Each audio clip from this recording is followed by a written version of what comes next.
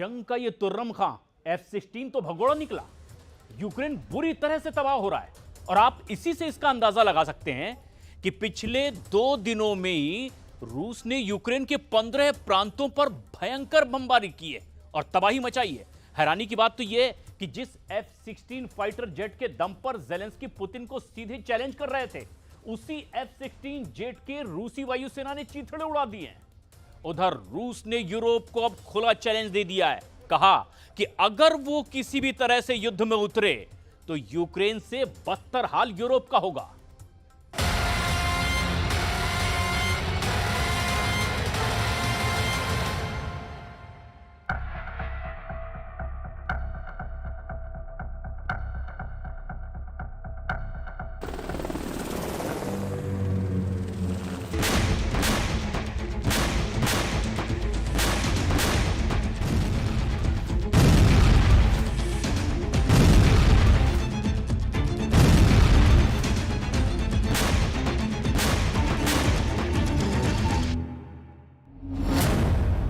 निकला America, Putin ने पलटी बाजी। ना तो यूक्रेन को अंदाजा था और ना ही यूरोप और नेटो को कि ट्रंप यूक्रेन को इस तरह से मरने के लिए छोड़ देंगे। हम आपको रूस यूक्रेन जंग के 3 बड़े अपडेट बताने जा रहे हैं कि कैसे राष्ट्रपति पुतिन के आदेश पर रूसी सेना ने यूक्रेन पर मिसाइलों से अंधाधुंध हमले किए हैं। हम आपको ये भी दिखाएंगे कि रूस ने क्यों पहली बार Tu-95MS बम वर्षक से KH-101 और KH-55SM मिसाइलों से यूक्रेन के 15 प्रांतों पर तूफानी हमले किए हैं।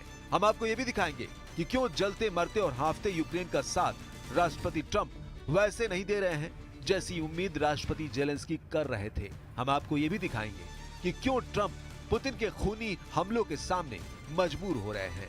क्यों यूरोप और नेटो देशों के वॉर एक्सपर्ट्स दावा करने में लगे हैं कि ट्रंप $500 अरब यूक्रेन से वसूलने के चक्कर में रूस को यूक्रेन जंग जितवाने की कोशिश कर रहे हैं। ये सभी खतरे और उसका विश्लेषण आपको हैरान कर देगा कि रूस यूक्रेन जंग कहीं ना कहीं तीसरे विश्व युद्ध में बदल चुका है। जला डाले यूक्रेन के 15 शहर, अब सीधी जंग में उतरा यूरोप। अप्रैल का महीना यूक्रेन के लिए कयामत बनकर आया है। रूसी सेना के 1.5 लाख सैनिक, 3000 टैंक और 5 ब्रिगेड इस वक्त यूक्रेन पर चारों तरफ से हमला कर रहे हैं।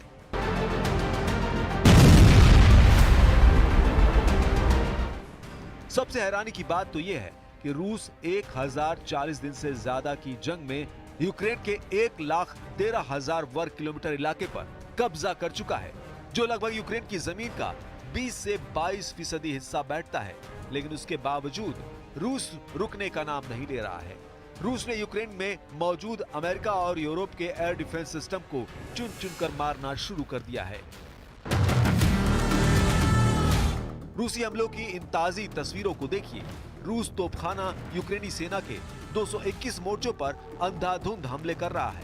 44 सेकंड के इस वीडियो में दावा किया गया है कि यूक्रेन के खार्किव, निप्रोपेट्रोस, खेरसोन में रूसी सेना के हमलों से भारी तबाही हुई है। दावे तो यहाँ तक किए जा रहे हैं कि यूक्रेन के 15 प्रांतों पर 30 दिन से रूस के हमलों में 5 गुना तक बढ़ोतरी हुई है। रूस के प्रचंड हमलों को देखकर कुछ वॉर एक्सपर्ट्स डंके की चोट पर दावा करने में लगे हैं कि ट्रंप पुतिन के खूनी हमलों पर आंखें मूंदे बैठे हैं और एक तरह से यूक्रेन के खिलाफ ट्रंप की सरकार की गद्दारी को साबित करता है। हम आपको ग्राफिक और तस्वीरों के जरिए दिखाते हैं कि इस वक्त यूक्रेन की राजधानी कीव समेत यूक्रेन के 15 प्रांतों पर रूस किस तरह से कैसे हमले कर रहा है।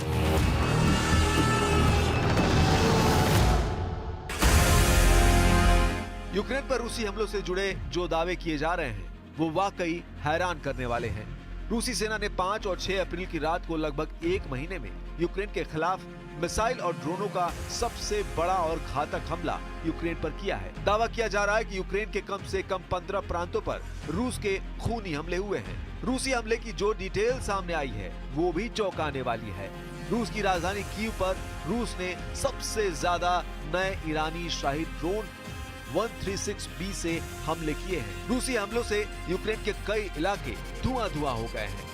अब आप वो खबरें और आंकड़े देखिए जिसको institute for the study of war यानी ISW ने जारी किया है। अमेरिका स्थित ISW के दावों के मुताबिक रूस ने यूक्रेन के कम से कम 4 प्रांतों पर सबसे घातक मिसाइलों से हमला किया है। रूस ने इन इलाकों पर हमला करने के लिए Iskander ballistic missile, Kalibr cruise missile, KH-101 और KH-55SM क्रूज मिसाइल और Tu-95MS बम वर्षकों का भयंकर इस्तेमाल किया है। ISW के दावों के मुताबिक रूसी सेना ने यूक्रेन ब्रांस्क ओब्लास्ट से 6 इस्कंदर M बैलिस्टिक मिसाइलों से हमला करके यूक्रेनी इलाकों के चीथड़े उड़ा दिए हैं। वहीं Bryansk city, Millerovo, Rostov oblast, Primorsko, Akhtarsk, Krasnodar krai और 109 शाहिद ड्रोन 136B से आत्मघाती हमले किए हैं। रूस के इन ड्रोन हमलों से यूक्रेन के सैन्य ठिकानों के साथ साथ नागरिक ठिकानों में भारी तबाही मची है।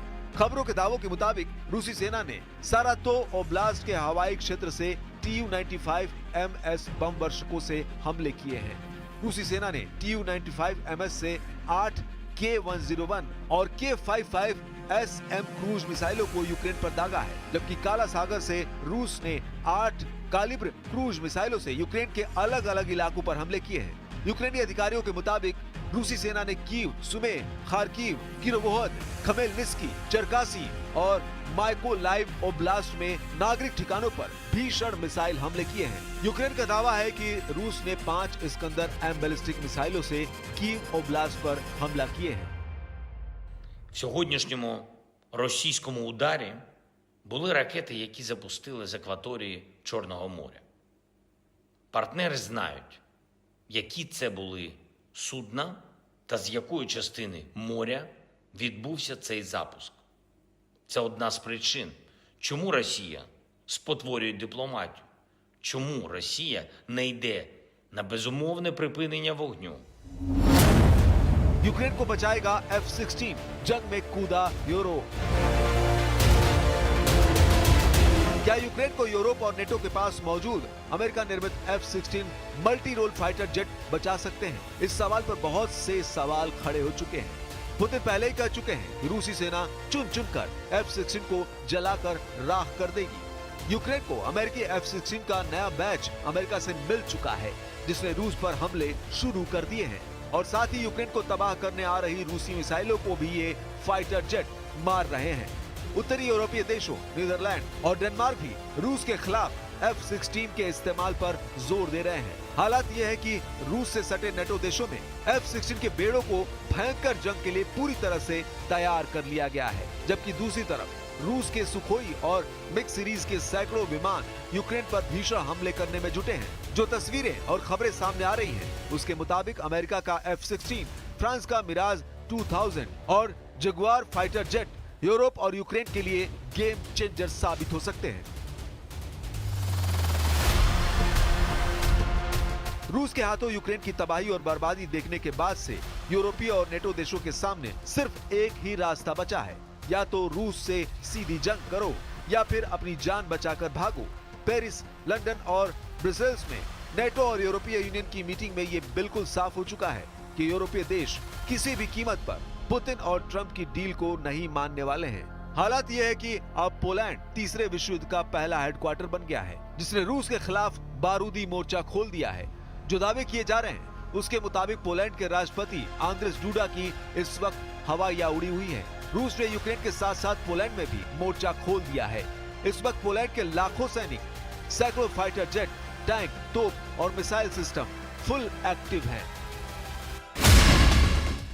अब हम आपको दिखाने जा रहे हैं कि कैसे पोलैंड से लेकर जर्मनी तक क्यों हड़कंप मचा हुआ है। नेटो की तरफ से पोलैंड रूस को सीधी चुनौती दे रहा है, ऐसे दावे किए जा रहे हैं।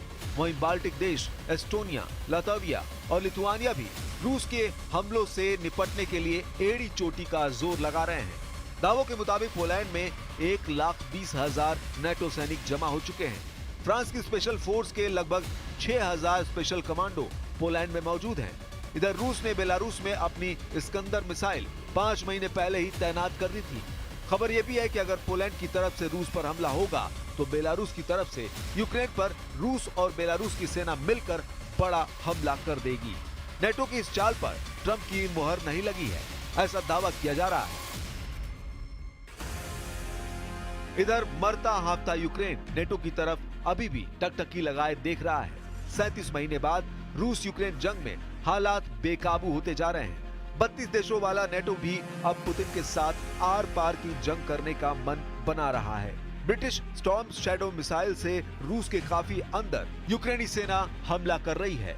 दावा किया जा रहा है कि ब्रिटिश स्टॉर्म शैडो मिसाइल से रूस के सैन्य ठिकानों पर हमले किए गए हैं। वहीं रूसी सेना का साफ कहना है कि उनके एयर डिफेंस सिस्टम ने ब्रिटिश स्टॉर्म शैडो मिसाइलों को हवा में ही तबाह कर डाला है। रूसी सेना का दावा है कि वो अब तक यूक्रेन को ब्रिटेन से मिली 12 स्टॉर्म शैडो मिसाइलों को हवा में ही तबाह कर चुका है। कुल मिलाकर हालात ये हो गए हैं कि रूस के सामने ट्रंप नतमस्तक हो चुके हैं और यूक्रेन पुतिन के खूनी हमलों से कराह रहा है। हालात ये हैं कि अगर यूक्रेन रूस पर बड़े हमले करता है तो रूस यूक्रेन को पूरी तरह से तबाह करने में कोई कसर नहीं छोड़ेगा।